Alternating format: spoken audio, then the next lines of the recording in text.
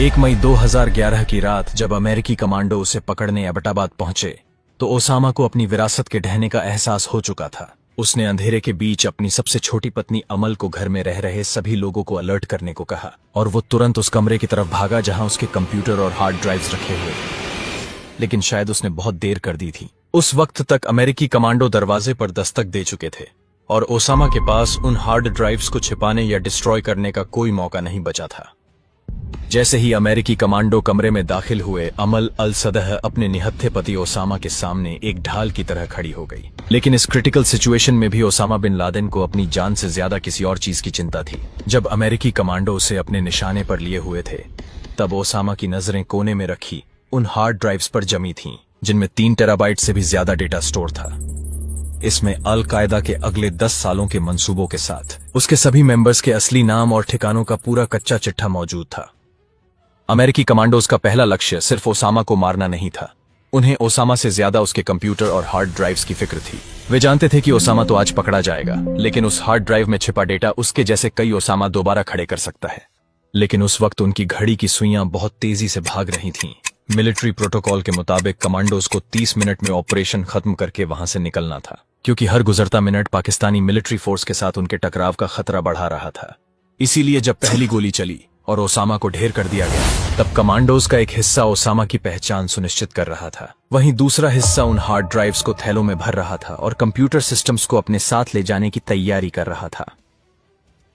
जब उन hard drives को सीआईए के हेडक्वार्टर लाया गया तो बिना एक पल गवाए एक्सपर्ट्स की टीम ने उन फाइलों को खंगालना शुरू कर दिया। एक्सपर्ट को उम्मीद थी कि इन ड्राइव्स में उन्हें बम बनाने की मॉडर्न टेक्निक, टेरर फंडिंग के सबूत या फिर दुनिया के बड़े शहरों के खुफिया नक्शे मिलेंगे। लेकिन जैसे ही फाइलों के फोल्डर्स खुले, जो सच सामने आया वह काफी चौंकाने वाला था।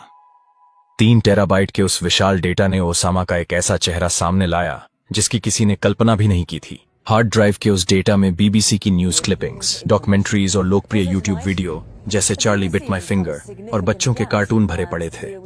हैरानी की बात तो यह थी कि उस हार्ड ड्राइव में सीआईए को भारी मात्रा में आपत्तिजनक कंटेंट भी मिला, जिसे देखकर सीआईए ऑफिसर्स दंग रह गए थे। लेकिन शायद वो ये नहीं जानते थे कि इन साधारण सी दिखने वाली फाइलों के पीछे ओसामा ने अपनी सबसे बड़ी खुफिया चालें छिपा रखी थीं। लेकिन सीआईए के लिए असली मिशन अभी शुरू ही हुआ था। ये हार्ड ड्राइव्स और पेन ड्राइव्स सीआईए के लिए किसी अलादीन के चिराग से कम नहीं थीं। इन ड्राइव्स में मौजूद डेटा ने वह कर दिखाया जो सालों की सैटेलाइट निगरानी और जमीनी जासूसी नहीं कर पाई थी। इस डेटा के एनालिसिस के 4 महीने बाद ही सीक्रेट फाइलों से सीआईए को पता चला कि अल-कायदा का नया chief of operations Abu Hafs al Shahri Pakistan के उन दुर्गम पहाड़ी इलाकों में छिपा था जिन्हें नो मैंस लैंड कहा जाता था। इन डिजिटल दस्तावेजों ने न केवल शहरी के सटीक ठिकाने का खुलासा किया, बल्कि उसके कम्युनिकेशन के पुराने ढर्रों और कुरियर नेटवर्क को भी बेनकाब कर दिया। इसी सटीक खुफिया जानकारी के आधार पर सितंबर 2011 में अमेरिका ने एक सटीक ड्रोन स्ट्राइक की जिसमें शहरी मारा गया। इस ड्रोन हमले ने अल-कायदा में खलबली मचा दी थी। इन हार्ड ड्राइव से ही सीआईए को पता चला कि बिन लादेन मैसेज भेजने के लिए इंटरनेट या फोन की जगह कुरियर्स का इस्तेमाल करता था। वह सिर्फ मैसेज टाइप करता, उसे पेन ड्राइव में डालता और फिर उसे इब्राहिम सईद नाम के अपने एक खास आदमी को दे देता था। इब्राहिम एबटाबाद से अकेले मीलों दूर जाकर उसी नेटवर्क के एक दूसरे आदमी को वह पेन ड्राइव दे देता था जो उसे आगे भेज देता था। यह सिस्टम इतना पेचीदा था कि उस नेटवर्क के किसी इंसान को यही पता नहीं था कि उसके हाथ में मौजूद 10 ग्राम की पेन ड्राइव में दुनिया की सबसे बड़ी तबाही के प्लान लिखे हुए हैं। ओसामा बिन लादेन सीआईए की सोच से कहीं ज्यादा चालाक था। जब एक्सपर्ट्स को उसकी हार्ड ड्राइव में आपत्तिजनक कंटेंट मिला तो सीआईए ने शुरू में उन्हें मामूली वीडियो समझकर नजरअंदाज कर दिया, लेकिन यहीं उनसे एक बहुत बड़ी चूक हो गई। असल में उन वीडियो के बीच बीच में कई बार कोडेड मैसेजेस फ्लैश होते थे जिसमें अल-कायदा के एजेंट्स के लिए सीक्रेट मैसेज लिखा होता था। ओसामा अपने प्लान को मुहावरों और ऐतिहासिक युद्धों की कहानी की तरह लिखता था। फॉर एग्जाम्पल, अगर उसे किसी नए मिशन या रास्ते की बात करनी होती तो वह सीधे रास्ता शब्द इस्तेमाल करने के बजाय सिरात-ए मुस्तकीम या किसी विशेष ऐतिहासिक सफर का जिक्र करता था। ओसामा अपनी चिट्ठी में मुहावरों का भी काफी इस्तेमाल करता था, जैसे ऊंट का कुबड़ झुक गया है। इस मुहावरे को पढ़कर एक साधारण इंसान को लगेगा कि ओसामा शायद ऊंटों या खेती की बात कर रहा है, लेकिन एक्सपर्ट्स जानते थे कि ऐसे मुहावरे किसी खास लॉजिस्टिक्स सप्लाई लाइन के कट जाने या किसी लीडर की कमजोरी का संकेत हो सकते हैं। ओसामा जानबूझकर ऐसी भाषा चुनता था ताकि अगर उसकी चिट्ठियां किसी के हाथ लग भी जाए तो उन्हें सिर्फ एक धार्मिक या नॉर्मल चिट्ठी समझकर छोड़ दिया जाए। इस भाषाई भूल भुलैया को सुलझाने के लिए सीआईए को एक ऐसे इतिहासकार की जरूरत थी जो न केवल उस भाषा को समझे बल्कि उन शब्दों के पीछे छिपे सदियों पुराने धार्मिक और सांस्कृतिक मायने भी समझ सके। इसीलिए सीआईए ने डॉक्टर नेली लाउड को इस मिशन पर लगाया, क्योंकि उस वक्त डॉक्टर लाउड दुनिया की उन चुनिंदा एक्सपर्ट्स में से एक थी जो अलकायदा और आईएसआईएस जैसे संगठनों की अंदरूनी विचारधारा को गहराई से समझती थी। 2012 से 2017 के बीच जब अमेरिकी खुफिया तंत्र ने उन फाइलों को डीक्लासिफाई करना शुरू किया तो जानकारी का एक सैलाब सा आ गया। उस हार्ड डिस्क में करीब 97,000 डिजिटल फाइल और 1 लाख से ज्यादा दस्तावेज थे। डॉक्टर लाउड और उनकी एक्सपर्ट टीम ने अगले कई सालों तक खुद को एक कमरे में बंद कर लिया ताकि वे लादेन के उस खौफनाक मास्टर प्लान के एक एक पन्ने को बारीकी से डिकोड कर सकें।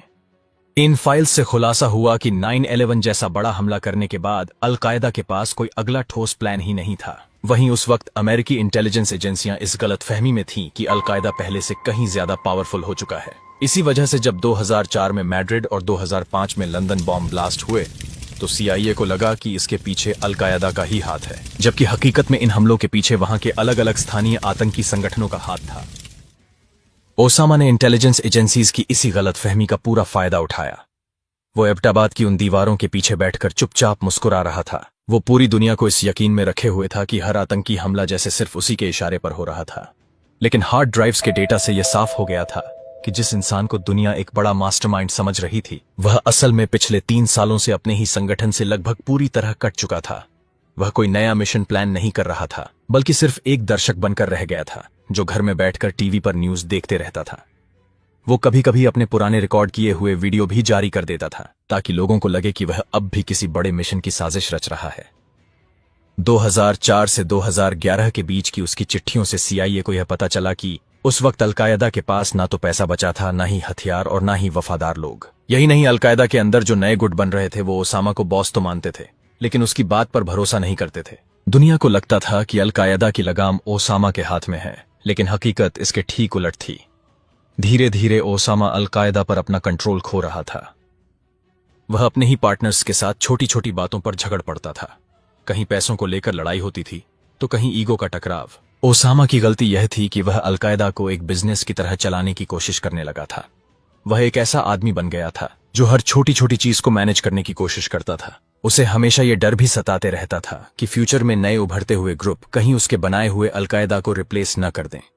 2005 के बाद अलकायदा धीरे धीरे एक फ्रेंचाइजी नेटवर्क की तरह काम करना शुरू कर चुका था। दुनिया के अलग अलग देशों में छोटे छोटे आतंकी गुट उसके नाम का इस्तेमाल करके अपने अपने तरीके से हमले कर रहे थे। ये गुट खुद को अलकायदा से जुड़ा बताकर ताकत और पहचान हासिल करना चाहते थे, लेकिन हकीकत में वे ओसामा के सीधे कंट्रोल में नहीं थे।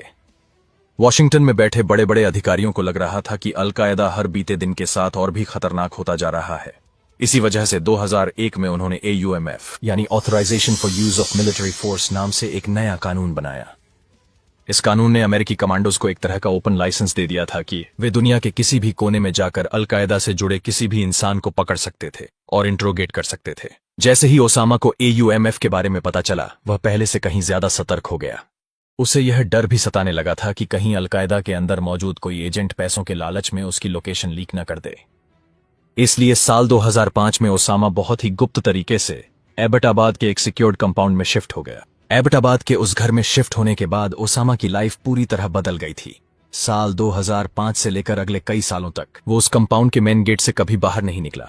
जो इंसान कभी ग्लोबल लेवल पर एक्टिव था, वो अब आसमान में उड़ते किसी भी ड्रोन या हेलीकॉप्टर की आवाज सुनकर अलर्ट हो जाता था। इस घर के लोग टेक्नोलॉजी से पूरी तरह दूर रहते थे। वहां न कोई इंटरनेट था, न मोबाइल फोन और न ही कोई डिश एंटीना। ओसामा जानता था कि उनकी एक छोटी सी गलती से सीआईए उसकी लोकेशन ट्रेस कर सकती है। उस वक्त ओसामा का कांटेक्ट सिर्फ 2 भरोसेमंद कुरियर्स इब्राहिम सईद अहमद और उसके छोटे भाई अबरार सईद अहमद से था, जो पेन ड्राइव में ओसामा के मैसेज लाने ले जाने का काम करते थे। उस कंपाउंड में ओसामा अकेला नहीं था।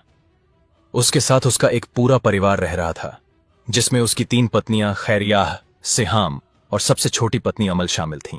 उनके साथ उनके बच्चे और पोते पोतियां भी उसी कैदी जैसी जिंदगी का हिस्सा थे। ओसामा का सबसे बड़ा बेटा खालिद भी उसी घर में रहता था, जो अक्सर सिक्योरिटी और घर के मैनेजमेंट में मदद करता था।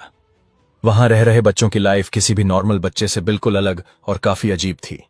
उन्होंने अपनी पूरी लाइफ सिर्फ उन 4 दीवारों के बीच बिताई थी। उन्होंने कभी कोई स्कूल नहीं देखा था, कभी बाहर की सड़क पर कदम नहीं रखा था और न ही कभी परिवार के अलावा किसी अजनबी का चेहरा देखा था। उनके लिए दुनिया बस उतनी ही थी जितनी उस बाउंड्री वॉल के अंदर नजर आती थी। उस घर में रहने वाले हर मेंबर की जिंदगी किसी जेल से कम नहीं थी। घर के अंदर अनुशासन इतना कड़ा था कि सब कुछ पहले से डिसाइड होता था।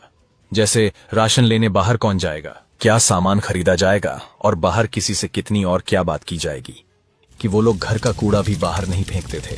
आमतौर पर हर दिन का कचरा कंपाउंड के पिछले हिस्से में ही जला दिया जाता था। यही नहीं, सिक्योरिटी के लिए घर की छतों पर भी ऊंची बाउंड्री वॉल बना दी गई थी ताकि आसमान से उड़ते हुए किसी ड्रोन को घर के अंदर की हलचल का पता न चल सके। ओसामा को अक्सर अंदर ही अंदर यह एहसास कचोटता था कि उसकी वजह से ही उसका पूरा परिवार एक बहुत ही दमघोटू जिंदगी जीने को मजबूर है। वह जानता था कि उसकी परछाई ने उसके बच्चों का बचपन और उसकी पत्नियों की आजादी छीन ली है। वह हर पल अपनी और अपनी फैमिली की सुरक्षा को लेकर गहरी चिंता में डूबा रहता था। ओसामा खुद भी हर वक्त इतना अलर्ट रहता था कि वह महीनों तक दिन में बाहर नहीं निकलता था। वह सिर्फ रात के अंधेरे में ही कमरे से बाहर टहलने निकलता था। हैरानी की बात तो यह थी कि एक तरफ वह दुनिया भर में अलकायदा की आइडियोलॉजी फैला रहा था और दूसरी तरफ अपने घर की चारदीवारी के अंदर वो अपने बच्चों और पोते पोतियों को अलकायदा और हिंसा के रास्ते से कोसों दूर रहने की सलाह दे रहा था। वह नहीं चाहता था कि जो जेल जैसी जिंदगी वह काट रहा है उसके बच्चे भी सारी जिंदगी वैसे ही गुजारे। वह अक्सर उनसे कहता था कि उन्हें पढ़ लिख कर एक अच्छे इंसान की तरह समाज में आजादी से रहना चाहिए। वह घंटों तक अपने पोते पोतियों को पढ़ाता, उन्हें कहानियां सुनाता और उनके साथ बातें करता था। अपने पोते पोतियों के मासूम सवालों और हंसी के बीच ही उसे कुछ पल के लिए सुकून मिलता था। ये पल उसके लिए किसी मेडिटेशन से कम नहीं थे, क्योंकि सिर्फ उन्हीं लम्हों में वो एक मोस्ट वांटेड इंसान नहीं बल्कि एक साधारण दादा की भूमिका में होता था। तो दोस्तों, ये थे ओसामा की सीक्रेट लाइफ के वो राज जो सीआईए को उसके डॉक्यूमेंट्स से पता चले थे। अब सीआईए ओसामा तक कैसे पहुंची और कैसे उन्होंने सक्सेसफुली अपने मिशन को अंजाम दिया, ये स्टोरी डिटेल में जानने के लिए डिस्क्रिप्शन में दी गई वीडियो लिंक पर क्लिक करें। और ये वीडियो अच्छी लगी हो तो चैनल को सब्सक्राइब करना न भूले। धन्यवाद दोस्तों, मिलते हैं अगले वीडियो में।